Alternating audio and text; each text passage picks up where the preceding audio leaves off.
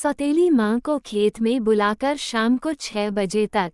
नमस्कार दोस्तों, आप लोगों का स्वागत है आज की इस कहानी में। मेरा नाम पूनम है और मेरी उम्र लगभग 42 साल है।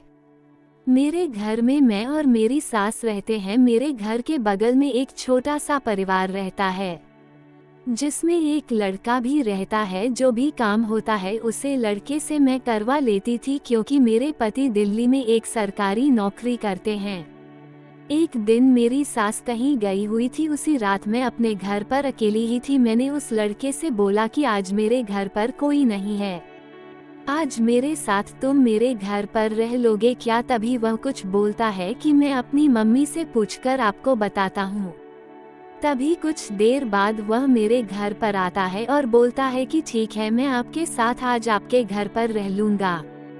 फिर मैं उसे बोलती हूँ कि ठीक है, खाना खा लो। तभी वह बोलता है कि नहीं, मैं अपने घर से ही खाकर आया हूँ। तभी मैं उसे अपने घर के एक कमरे में सुला देती हूँ। कुछ देर बाद बारिश होने लग जाती है। फिर धीरे धीरे बारिश बहुत तेज होने लग जाती है। बारिश के बूंद मेरे खिड़की से धीरे धीरे मेरे शरीर पर पड़ रहा था। तभी मैं जाकर हॉल में उसके पास बैठ जाती हूँ। तभी वह बोलता है कि क्या हो गया है आपको? फिर मैं बोलती हूँ कि कुछ नहीं, बस बारिश के बूंदे मेरे शरीर पर पड़ रही थी इसलिए मैं तुम्हारे पास आ गई। उसी रात लगभग 2 बज रहा था।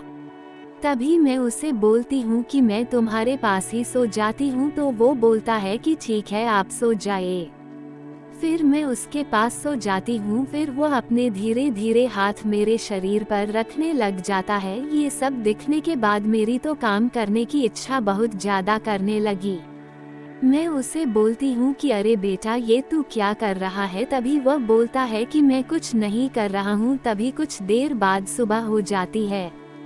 तभी वह घर से जाते जाते बोलने लगा कि आज तो आप बच गई, नहीं तो आज आपका रात में पक्का काम कर देता।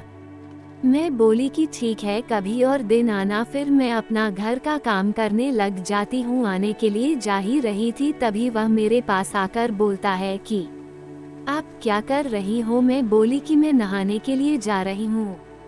तभी वो बोलता है कि मेरी मम्मी बोली है खेत घूमने के लिए। तभी मैं बोलती हूँ कि ठीक है, जाओ घूम कर आओ। तभी वो बोलता है कि मैं अकेले नहीं जाने वाला हूँ, आप मेरे साथ चलिए। मैं बोलती हूँ कि ठीक है। फिर हम दोनों एक साथ गेम खेत घूमने के लिए चले जाते हैं।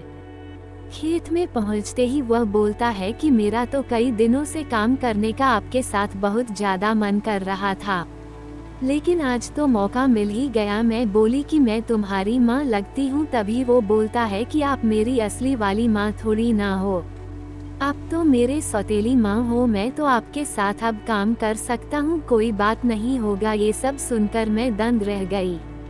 धीरे धीरे वह मुझे काम करने की इच्छा को बहुत ज़्यादा बढ़ा देता है। फिर मैं बोलती हूँ कि ठीक है, कर लो। फिर वह ऐसे काम कर रहा था कि जैसे कि लग रहा था कि उसे कई दिनों से काम करने की भूख लगी हो। मैं उसे बोली कि ज़रा धीरे धीरे काम करो, इतना तेजी कर रहे हो कि लग रहा है कि तुम मुझे आज पूरा ही। तभी वो बोलता है कि आप चिंता मत कीजिए, मैं आपका पूरा काम आज करके ही जाऊंगा।